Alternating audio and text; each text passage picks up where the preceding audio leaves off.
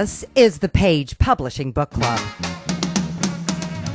But when you hear that music, you know it's the Page Publishing Book Club. You don't need me to tell ya. Am I right, Rob? How you doing, Robbie? How's everything going over there? Good? Well, you know, I'm Alice Stockton Rossini. Yes, it's true. And you are my esteemed engineer. And you are my PPBC, my Page Publishing Book Club fans. Well, you know, as you might expect, I love radio. I love talk radio in particular. I believe in the power of talk radio. I believe in the intimacy of talk radio. I believe in the ability to influence listeners and to give them a place to be heard. Mike Siegel believes it too. He worked, Rob, do you remember him? He worked right here at WOR. Yes, he did back in the 90s, I think. WTMJ in Milwaukee, WRKO in Boston. And now he not only has a talk show on the Genesis Communication Network, he's also the author of a book called Airing the Wave Talk Radio at the Dawn of the Digital Era. Mike, you remind us that talk radio has and continues to be a real change agent on so many levels. And I think it's interesting that you think the future's bright. Well, the book is basically, it was a labor of love because I had been in talk radio for so long and realized what impact talk radio has had that I wanted to share that in terms of my own experiences and campaigns that we've done and ways that we've affected public issues and public policy, because bringing the public in to decision-making, to me, was a very powerful tool. I realized that when I first got into talk radio, I talk about it in the book, that I was doing a program for a guy who was on vacation my first time doing talk radio, and there was a state representative in Fitchburg, Massachusetts, at the state legislature in Boston, and I gave out his phone number because of some issue that we were dealing with, and he came on my program about a week later. He said, "Why do I get all these phone calls?" And it suddenly struck me that we had an opportunity to give people involvement in the issues that affect their lives, and people that felt detached, uninformed, uncared about, apathetic, and talk radio embraced them. And the point of the book is that talk radio had a powerful voice in changing those issues, bringing the public in. And then now, of course, things have changed, and that's why the book is called what it is, because the digital media have come along, and that's changed everything. And now talk radio actually has something of a lesser role because an individual could now get involved and create a massive campaign across the country, just one person. And the example is the Tea Party, which was still one of the Tea Parties started by Amy Kramer, who had been a flight attendant at Delta Airlines, and she was getting upset because of the national debt that we had. So she went on Facebook and started talking about it. She got thousands of responses, and all of a sudden she said, "We've got to start some kind of an organization here." She started the Tea Party Express, and the rest is history. So the point of the book is that talk radio has had a huge role, and now there is kind of a transition from just talk radio having its impact with hosts, and now anyone can get started and create a huge opportunity for change in the way policies are handled in this country. So that's the transitional phase from talk radio to the digital media. And you see it as a positive trend?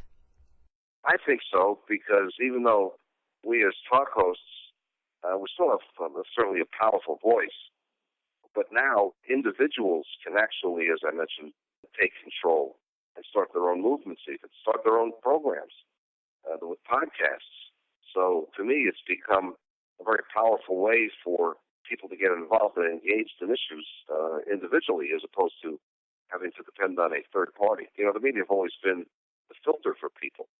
Now there is no filter. Now it's just people getting involved themselves, and those who want to take the time and the effort can have tremendous impact without having major radio stations or networks of their own. And I think that's a good thing. The more people that get involved and engaged, the better we're going to be. The only issue I find is that there's so many people doing it. There's so many podcasts out there.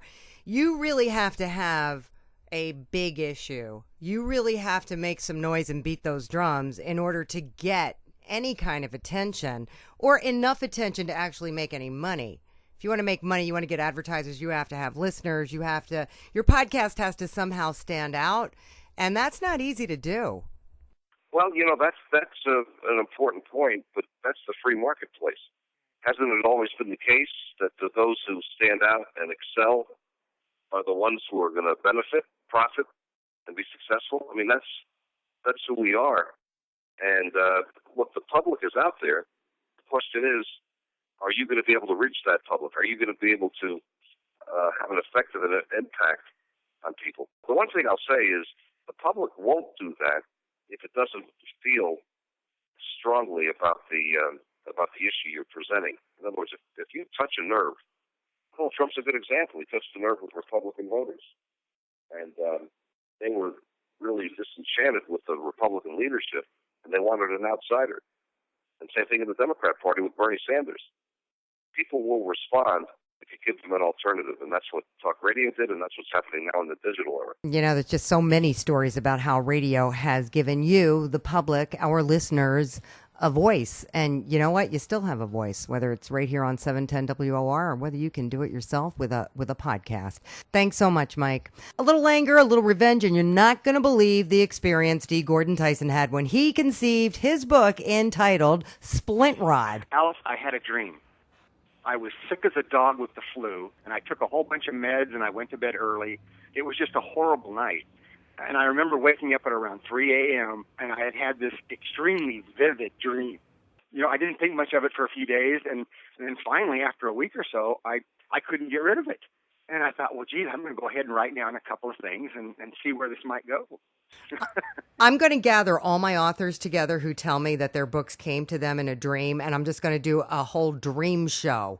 Because you have. Are you serious? There's others, huh? I mean, I have people tell me, I didn't write this book. It came to me. All I had was just kind of the core of the story. Just a few minutes of it kind of thing. And then I just built out from there both ways. All right. In a nutshell, tell us what this story's about. Okay, this is about a little girl who is born in this town that's run by these elites. And the son is rushing to a meeting in another town. She's crossing the street going to school. He runs over her and destroys her leg. She spends the rest of her life dealing with this horrible injury. She's very bright. She does very well. She goes to medical school. She gets accolades all the way along the way. And she develops this new field of study called bone manipulation. And in doing so and moving through her career, she develops a machine that can repair leg injuries. And she writes the software for it, and she creates the recovery device called the Splint Rod. And all of a sudden, she discovers that because of all this horrible medication she's taken her whole life for the pain and suffering of her legs, she has kidney cancer. She absolutely snaps. She moves to the dark side and decides to devote the rest of her life, whatever time she has left, in securing or extracting revenge from these few people that have just dismissed her and abused her during the course of her life. And because they are so powerful, she can't get to them. These are extremely powerful people. She decides to go after their most prized possession, their children. She goes to the head dog here, sends him an email, convinces him that she has a process that can improve the human body. And as it turns out, his son and other sons are these soccer superstars. They will do anything to have a career in professional soccer. And she lures him in and 6 others to do treatments on their boys' legs so they will have an advantage in soccer. And when she gets them in her institute, she proceeds to extract her revenge and does horrible treatments on the boys, destroying their legs. The boys figure it out. They decide an escape plan. Only one of them is able to escape. She proceeds to kill the other 6 boys. Wow, she's kind of a nut. She absolutely is off the deep end, and she just wants nothing but revenge. Just quickly now, she goes to trial. She plays a comatose act, and she convinces the judge that she's insane. And they put her in a mental institution for the rest of her life.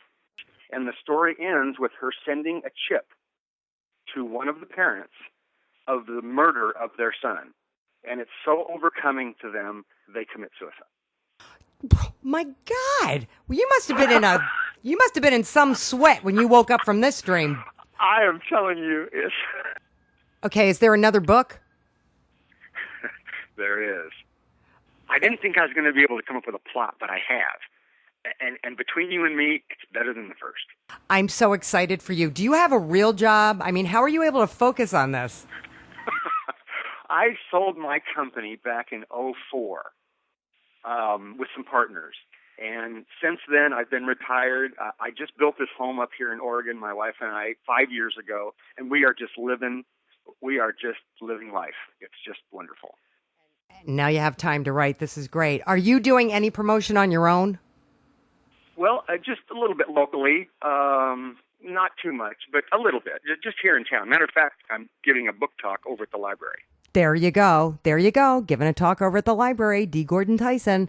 Good place to start. And another dreamer. I'm telling you, Rob, I'm going to do a special PPBC Dreamer show. Stay tuned.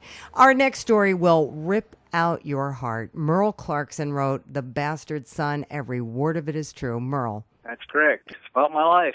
My mother was a very young lady back in the 30s, 15 years old and pregnant, not getting along with her folks, and had this baby, which was me, and put me in an orphanage for a while until she could get her life straightened around.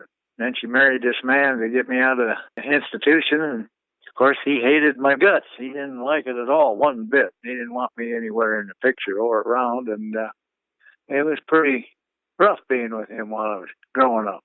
We sort of tolerated each other and got away from each other, but a lot of events happened in between there that were pretty devastating. The man himself had his first baby, and then she ended up dying, and he kind of blamed me for that, and it just kind of grew worse from there for a while. I was never adopted or anything, and I never knew anything about it until about 10 years old. I couldn't figure out why he picked on me so, and then when I got about 10, my mother finally told me that he wasn't my father. Kind of resented me being around. So then things came a little bit more together. Did your mom stand up for you? Yes, she did. Yes, she did. He used to call me some terrible names and stuff, and she'd try to stop him. He was quite a drinker, and of course, when he would get to drinking, these things and events would take place, and she would do her best to try and stop it. Do you talk about how this shaped your life? Yes, it did. That's why when I started getting a little older, I thought, I should tell my siblings about this. And then, of course, some of them, there was a big family, 8 kids, and some of them are pretty young yet, so I figured I should wait a while. And then by the time I figured they were ready to tell, I had children of my own. I thought, well, I better wait a little longer yet. And I never did quite put this together or didn't know how to do it till I finally got retired and some traveling. And when I got out to Vegas, and Steve was still following me around, I got out to Vegas to get my driver's license. I found out that some more things about the birth certificate and more things about the name that I didn't know when I was 70-some years old. So I thought, that's the straw that breaks the back, and I'm going to do it. I'm going to put pen to paper, and I'm going to tell this story. I just thought that to myself when I took myself out of the equation that, this is one mighty fine story, and I'm going to write it. So I did. Did it make you a better husband and father, do you think, your experience? I believe it did, because I seen things in life that I knew darn well that I wasn't going to do. As far as the drinking and the cruelness stuff, I knew darn well I was not going to be like that. I had some half-brothers that sort of followed in the man's footsteps, but then that's a different story, too. And now that I've got a lot of feedback on it, it's all over the internet, and a lot of people I don't even know and contacted my children to find out about it, and ordered it, and wasn't all in the stores yet, but they were sure ordered it off the internet, all online, and on Amazon and stuff like that. And I've already had people come out here to have me sign books for them. So. Good for you, Merle. It's like your book has taken on a life of its own. Good for you. Okay, we have got to take a quick break. When we come back, some life coaching and your choices, ending wars and poverty, and why is a cow? We'll Why? The Page Publishing Book Club is back right after this. Have you written a book and want to get it published? Then now's the time to call Page Publishing at 800-204-6099 and do it immediately. You see, they're looking for authors of all types of books. And unlike most publishers, Page Publishing will take the time to review most of the books submitted to them. And they'll even give you their feedback. And if they like what they read, Page Publishing will get your book into bookstores and for sale online at Amazon, the Apple iTunes Store, and other outlets. They'll handle everything: copyright protection, printing, cover art, publicity, and editing. So if you've written a novel, a children's book, a cookbook, inspirational work, a book of poetry, or biography, and want to get it published, then you need to call Page Publishing and do it immediately. Call 800-204-6099 now for your free author submission kit. Your road to fame and fortune could very well start with this simple phone call. For your free author submission kit, call Page Publishing at 800-204-6099. And we are back on the Page Publishing Book Club with Michael Waltbridge. Now, he has been everything from a dishwasher to an insurance executive and baseball coach. When coaching interfered with his six-figure job, he quit so he could coach. He started his own business and regained control of his life and his time. Now he's a motivational speaker and coach, and his book entitled Your Life, It's Your Choice reflects how he got where he is today. Michael. Everything we do, everything we've done, everything we will do is based on choices we make, nobody else. And at times it's the hardest thing to do.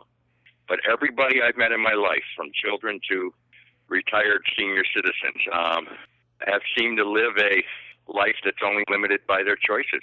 And I discovered that a long time ago and decided to start making choices for me and my life and what's good for it. And at first it was a comedy of errors, and I had some good ones and some bad ones. And I fell flat on my face, and when I stood up and wiped the mud and the dirt off of me, I was automatically smarter. I learned that's something I don't ever want to do again. So even the worst choices I've ever made have moved my life forward. In the course of making your own choices, you take control of your life and you find out who you are and be true to yourself and all that other good stuff. So you help others through your own journey, talking about your journey. Oh, yes, yeah. It's all, both of the books I wrote, that and Holding the Hand of God, are based on actual experiences I've been through and people I've talked to and people I've related with, and it's all based on actual stuff that's happened. To be honest, I wrote the books to promote my new motivational speaking and coaching business, promote my website and stuff, and I figured being an author would be a good piece of my resume, and in terms of garnering clientele and stuff.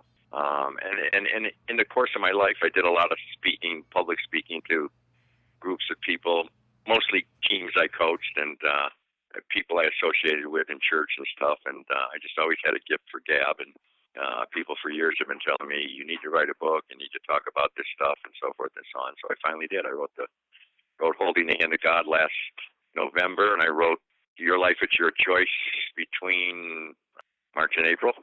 bestmotivationalspeaker.com, that's the name of my website. And it's like the back of my book says on Your Life, It's Your Choice. There's no psychobabble, no $500 words. I don't have PhDs wallpapering my foyer at my house and everything. I'm just a high school graduate that just happens to have a very high IQ and a very good memory and the gift for gab, which I developed from the fact that I'm a stutterer, and I was a really bad one in fourth grade. I couldn't even talk. That was one of the decisions that changed my life.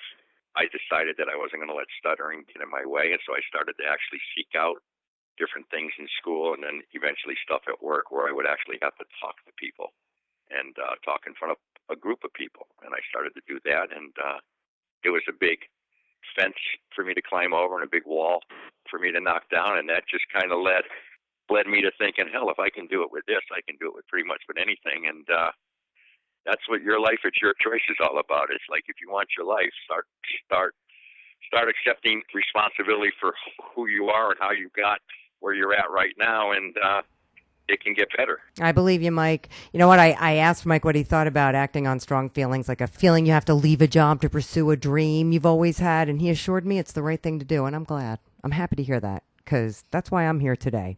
So, you know what? If I can do it, you can too. Rob, don't go anywhere. Wait till the show's over. All right. Valen Recalio has hope. He believes we can end wars and poverty, enabling us to focus on things that really matter, like peace and climate change. The name of his book, One Planet, One People. Valen, I give you credit. You have some lofty goals there. It is in some way, but I believe it's doable because there's like 7.2 billion people on Earth right now, all types of technology. It's just, it can't be done, I believe. But I wanted to, get into this project to see if it would get reaction and, pursue it further down the line because I'm only 30 years old, so I'm going with that. What's your background? I'm Albanian. I come from Kosovo. Been in the United States for 17 years. Came here from war. Went to college. Got a degree in business administration. But I always focused on very important things that happen throughout the world, like wars, technology. Well, what do you suggest we do? Where do we start? The book is the first part, possibly make it into a movie, tap into the government resources. We ask our governments to look into these a little bit further because although they're making great progress, I feel that they could do more. For example, there's a company called eSolar.com, and basically what they state on their website is that if 5% of the desert in Texas was used as a standing ground to build solar towers, basically all of the United States energy needs would be met. So that's one example. So you want the government to focus more on ending war and poverty so that we can focus on climate change and... Yes. I come from a background in war, so, in Kosovo, I got to see firsthand what it's like to be in a war, and it's just a terrible situation. It's a terrible situation to be in.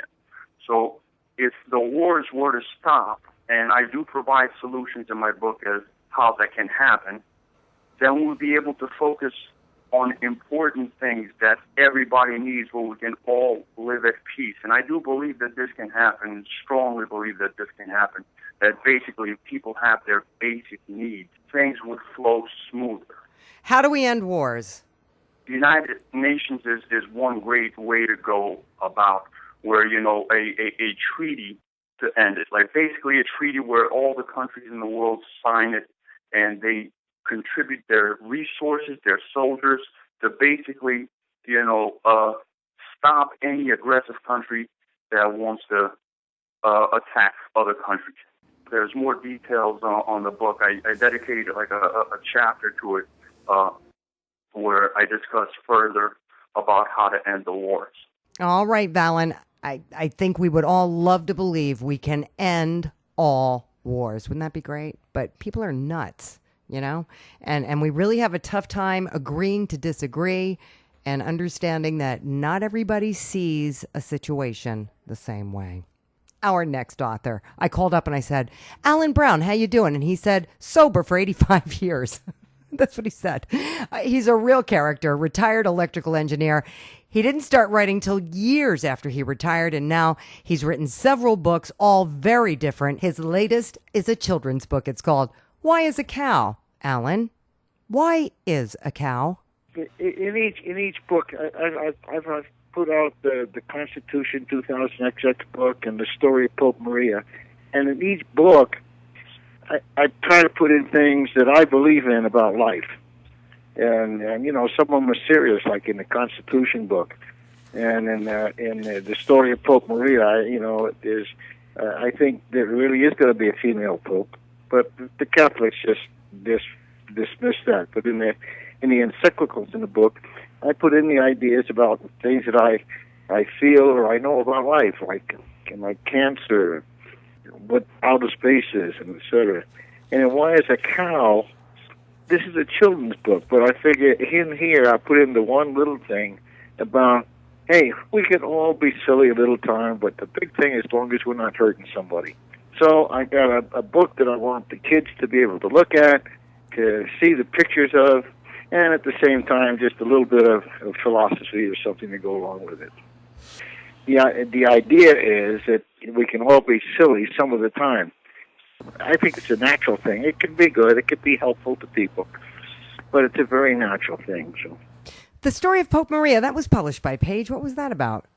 There's been things in the past that there's mystical things. Has there really been a female pope in the past? And it's sort of like one of the stories was that there was a woman that posed as a man and got to be pope back in the ancient days. I think a female pope is coming. Most people just don't accept it. You just live in the present. But I think there is. So what I did was I made a young girl starting from her birth and then going through the convent and then eventually going through a seminary to become a priest. And the encyclicals that I put at the end of the book, that's my own personal philosophy things that I put in her words as part of the story.